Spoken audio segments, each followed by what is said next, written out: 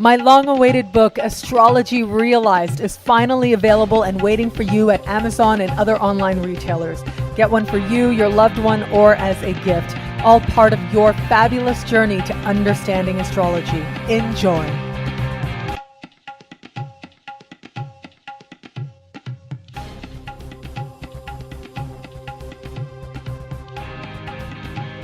Hello, fabulous friends and fans. I am your host, Nadia Shah, and welcome to Synchronicity. And this is your moment of synchronicity. I am so excited about this episode today. I've actually been anticipating it.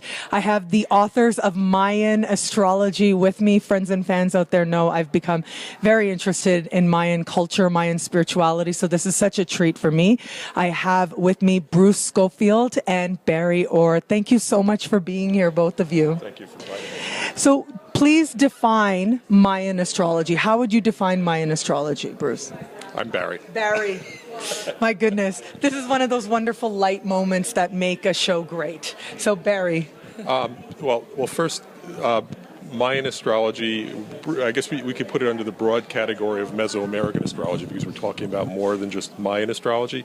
We're talking about Aztec astrology, the astrology of Mesoamerica, basically. We could define this as a different kind of astrological system that started pre-Mayan probably actually, but peaked in the Mayan period and it's actually is continually practiced even today in Guatemalan highlands by modern day Maya. How would you define it? It's a different kind of astrology, and I think I'd rather let Bruce answer that question because we make a distinction between Mayan astrology being an astrology of time versus an astrology of space, and I think Bruce probably can be a little more articulate about that than I can. But Awesome. Carrying the baton over here. Okay. Well, let's back up and let's just say we could probably say there are four major world traditions in astrology, astrological traditions. Western astrology, which originated in the Middle East, and we have Indian astrology, also called Hindu and Vedic astrology, Chinese astrology, and then Mesoamerican would be the fourth, and that would include Mayan, of course. And Mesoamerican astrology has a little more in common with Chinese than it does with Indian and Western astrology, in that it places a tremendous amount of emphasis on blocks of time and what their symbolic value is. And the closest thing we have to it in our astrology are the planetary hours and the planetary week. Like, for example, today is Saturday, so it's Saturn Day, right? It's ruled by the planet Saturn. But there are 12 hours, and each one is associated with one of the Chaldean planets. So each hour or so has a planetary ruler. So it's not that we're looking at an aspect or we're looking at a position of a planet in a sign. We're looking at a block of time, and we're saying that it has symbolic meaning. So another example would be the dashas in Indian astrology and the time lords in Hellenistic astrology. These are all time systems, right? But they make up a very small part of Western astrology that we're familiar with. In Mesoamerican astrology, it's huge. It's 90% of it.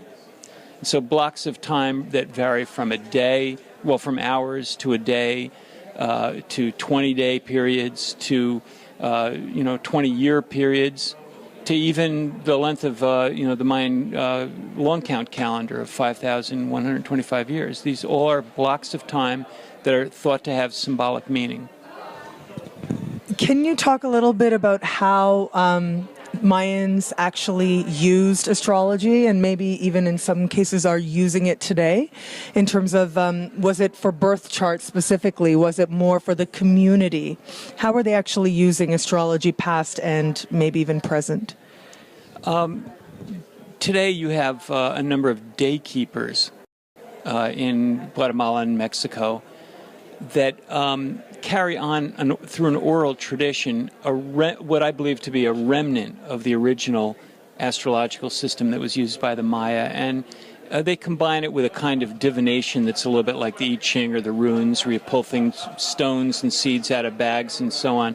But they look at the date that you're born, and they size up your personality accordingly, and they look at what the day is on any given day, the current day, and they relate that to your birthday. And there's different ways of working it out, and they're quite knowledgeable, and they do judge you by your sign. I remember I was in Guatemala one time in Antigua, and I tried to, through a contact, I was going to meet with a daykeeper, one of the people on what I believe they call themselves the Maya Council of Elders.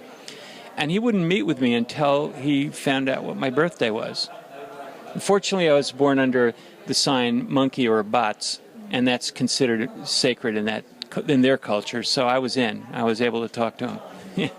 Did you have a similar experience within the culture? I just want to point out the extent of the work that Bruce has done in this area. Bruce has basically reconstructed, kind of reverse engineered the entire symbol system of Mesoamerican astrology based on his study of their actual practices, but also looking at the correlations between modern personality theories and Western astrology, and relating that to what he's found with the Mayan, the sacred calendar, called the Trecena.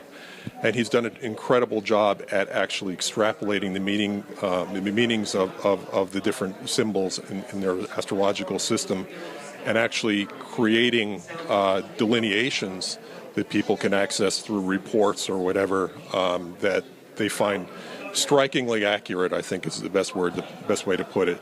So Bruce's efforts in this, I don't know exactly how he's managed to pull out the level of meaning that he has, but it's actually quite remarkable, the kind of correlations that he's found. So my part in this effort, I'm kind of almost the technician in the effort in terms of computerizing all the calculations and for the various components of the Mesoamerican astrological system. For example, the calendar calculation, the day sign, the position in the 260-day sacred calendar, the Venus cycle, which is extremely important to the Maya, the Lords of the Night, which is another component of the system. But Bruce has been doing this work since probably the 1980s, I think. Bruce is 1975, 76. And so what drew you, both of you? Of course, we need our technician, so thank you for your valuable service. And a few questions came up as I was listening. One was, so people can actually go online and purchase a report? Well, they can get a free report, actually, from our website. It's onereed.com. And you can get a free report, or you can purchase a larger one. And there's software available that you can buy, too, through Astrolabe. And so tell me a little bit about your journey towards this particular subject matter, because there are very few people who actually are really proficient at Mayan astrology, even in Maya country. Actually, I've been finding it hard to really locate people, native people who are regular practitioners, but you have had this experience, really delved into the subject. What led you there? I wonder about both of your journeys towards astrology and specifically towards Mesoamerica or Mayan astrology. I think it was in the mid-'70s. I had a research question. What is astrology? How does it work? And I thought one way to do it would be a cross-cultural study. And Mesoamerican astrology, I realized, was by far the most unusual form of astrology relative to the West. And so I made it my point to study that and began to pull things out. But I think the original idea came from reading Jacques Soustel's book, Daily Life of the Aztecs, which has and it's an old book. Many people and high school kids in Mexico read it, but it has an entire chapter on using the Aztecs and their use of astrology. And I'd never heard of this before. So about mid-'70s, I began to investigate it, and I found it fascinating, but not a lot of other people did. Barry was, I think, the first person that I knew that actually found it interesting, and so we've collaborated on a number of projects since then. And so it became sort of an instant connection, which is how a lot of connections are, I guess. You like what I like. Boom. Yes. Right. And so what about you? When Bruce first started out doing this, I think he was doing a lot of the calculations manually, and I saw Well, this is kind of a crazy thing to do. Computers can do this much faster. So basically, I wrote some programs for Bruce to use to do some of the research that he was doing. And those programs grew and grew until they later became report programs and so forth. But essentially, I was intrigued by the nature of the calendar system they had, the interlocking periods of time, kind of like the Russian dolls, days, cycles within cycles within cycles, and the whole idea of kind of a fractal time theory inherent in the Mesoamerican system. And as we move forward with this work, we found, mainly because of Bruce's discoveries and delineations, we found that these were just amazingly accurate interpretations. And later on, when we began to look at some of the ideas, in the 90s, people became interested in the 2012 phenomenon, and this is kind of it's based on the Mayan long count, which is a 5,125-year calendar. So there was a lot of interest in that, which generated a lot of interest in the Mayan calendar and Mayan astrology in general. Now that we're past that, hopefully we we hope that people will begin to do more, take more of an interest in just the Trecena and looking at this in terms of their individual interpretations. But for a while there, because the apocalyptic fervor of things, we spent a lot of time trying to explain to people what was going on with December 21st, 2012, meeting with a lot of other people, so that became kind of not a distraction, but just kind of a side issue in all of this. So I'm hopeful that we can actually do more tangible research in terms of the Mayan day signs and correlate it with substantial kind of statistical research that can be done. And I think there's a lot of room for work there, and unfortunately there's not a lot of people who are jumping forward to do this. So we're actually making plans to go ahead with some of that stuff. So, Can you tell us something maybe just that would be of interest, something that you found really fascinating in your research of Mayan astrology, maybe how specifically it was used, maybe a specific instance of how it was used or how a prediction was made? Well, first of all, back in those days, you were named for the day that you were born under.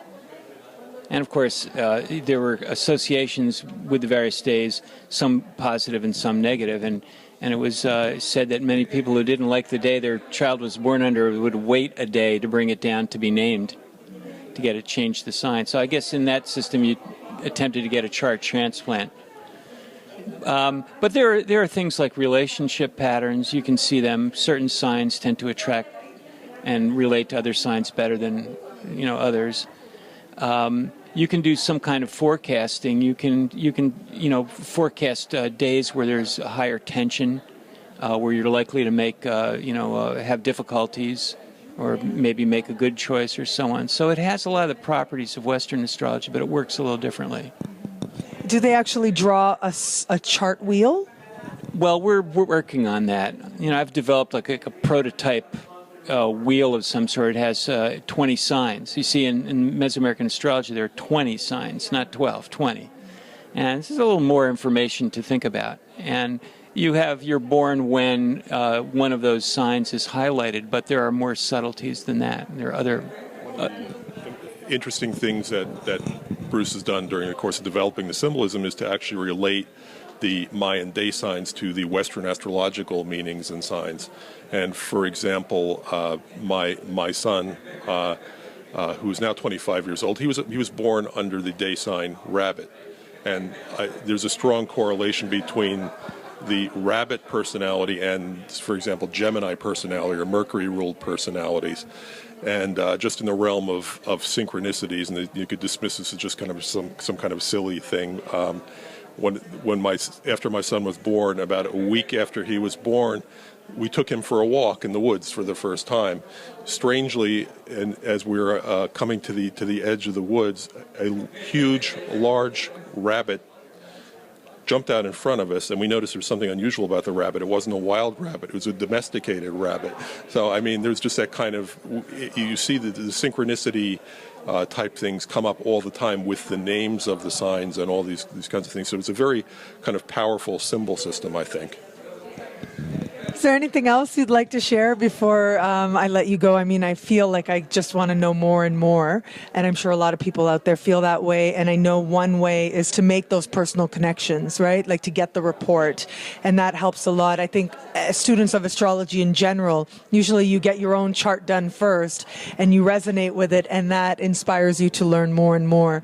So is there anything that you'd like to sort of close with or leave people with to inspire them to learn more about Mayan astrology? Well, I think they should go to the website, oneread.com, where we have articles people could read, and we have the free program. They can get a taste of how it works, and that's a good starting point. The book that we published, I think it was 2006, was How to Practice Mayan Astrology. It's an inner traditions book. And that was kind of a challenge because we're trying to find a way to present the information that people could just look up their information without going to a computer if they're not disposed to go to a website or whatever. So that has a lot of information in tabular form. You can go there, you can find out what your day sign is, but you can also see other kinds of information that's useful, like what the position of Venus is in your at the time you were born, the Mayan New Year information, things like that. So there's a lot of information that's actually of interest to people who are just not interested in Mayan astrology, but just things like Venus cycles as well. So that's a pretty good resource. Of course, we've thought of ways the book could be improved. You're always second guessing. I can think of a dozen ways we can make it better now, but as we move forward, we'll perhaps publish something new. That's interesting you mentioned Venus, because I noticed at the different sacred sites that I've been to that Venus is very adored, is very prominently placed. They were afraid of it, actually. Oh, yeah? In what way? Well, Venus, especially as a morning star, was considered extremely dangerous to look at even, and had a striking down sort of influence on people. And we've done some looking at this, and it does seem to be the case that when Venus first emerges as a morning star, there are often a lot of chaotic events that go on, usually due to bad choices, human error, and so on. And people born at that time display those qualities as well. They're a little uncontrollable. And that was an interesting insight into the nature of Venus, which I started building on and, read more, learned more and more about it just through observation mostly. But I think that the Mesoamericans had a very good fix on Venus that's a little different from the Western version, but nonetheless very real. And what name did she go by? Well, first of all, it wasn't a she. Venus as a morning star was Quetzalcoatl, the feathered serpent. And Venus as an evening star was Acatl, which was a kind of a dog of the underworld. But you need to understand the mythology to really get the sense of how they're different and how it really doesn't sound as bad as it is. It isn't as bad as it sounds, but there is a strong sense of Venus as a morning star being a lot more volatile and inclined towards errors in judgment than Venus as a evening star. Where it is more stable and more traditional and more in line with cultural expectations. So there's insights into society and insights into your own chart, too, as well, that can be gleaned from this. Was Venus thought of in terms of love, as she has been in the West? Well, it was thought of as in terms of, I think, sociosexual issues, that Venus, to the Mesoamericans, was all about controlling the sex drive, which is pretty much love. Yes, very much. Timing cycles of war. The Maya used Venus for timing war cycles. There were a tremendous amount of warfare, war games, and so forth, and they used Venus as a deity. Like we would associate Mars with war, they saw Venus as kind of a warlike figure at some level. So. Well, they saw it as a regulating factor, and they tried to match their society to what was going on in the skies. That's very interesting. So they were actively trying to bring themselves into alignment with the cycles of the sky. Yeah, I think that's true. I think it was one of these societies that was so astrological that no one questioned it. It was just, concerned with the regularity of cycles and using whole number cycles and actually correlating, like the Babylonians, they are very interested in astronomical phenomena like heliacal risings and so forth, and actually relating the synodic cycles of the planets with the tropical cycles and things like that. They didn't call it that exactly, and coming up with regular tables and making adjustments, but they didn't like, irrational numbers that weren't whole numbers. They're very concerned with keeping time and keeping tables of phenomena that they could use to regulate their activities.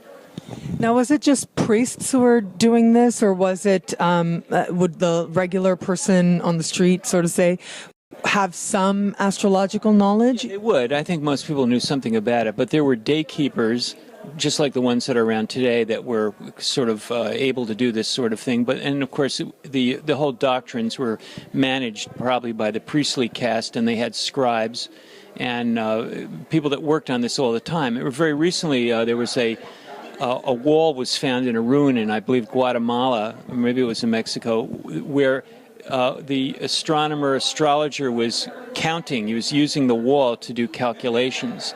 So we know that there were people that probably spent their whole lives just doing that, doing the calculations and, determining when these events would occur. And then there were people on a more local level that were interpreting it for the public, basically. So in closing, let me ask you both individually, what is your favorite, whether it's Mayan sacred site or you think of an astrologically significant Mayan site, but what place have you really enjoyed being somebody who studied Mayan astrology? What sites, sacred sites? Well, it's hard to say. I like Teotihuacan in Mexico just because it's so big, and it does have some interesting astronomical alignments. But it's not strictly astrological. In regard to Mayan sites, Chichen is very impressive, and Uxmal has an alignment with the 8-year Venus cycle, which is kind of interesting. There's so many. I think I enjoy the smaller sites that are off the beaten path where the tourists don't go. And you, Barry? Well, I'm more of an armchair traveler, and I'm kind of very interested in specifically with studying something called the Dresden Codex.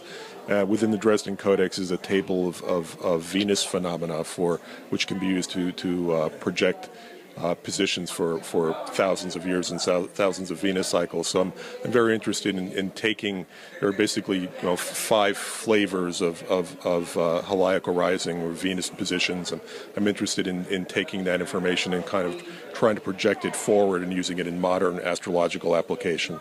So, but looking at that, there are very few of these Mayan codices left. I think there's something like 5 that are there. The others that were burned by Spanish friars and so forth. Unfortunately, a great loss. But looking at the texts and the intricacy of the tables and their mathematical notation is just kind of an amazing, journey back into their mindset. We can't really project exactly what they were doing. We can only make assumptions and try to understand.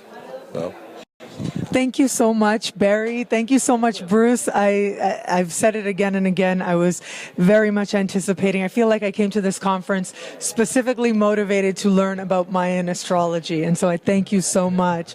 And thank you so much for being here to celebrate Mayan astrology with me. Until we connect again, take care.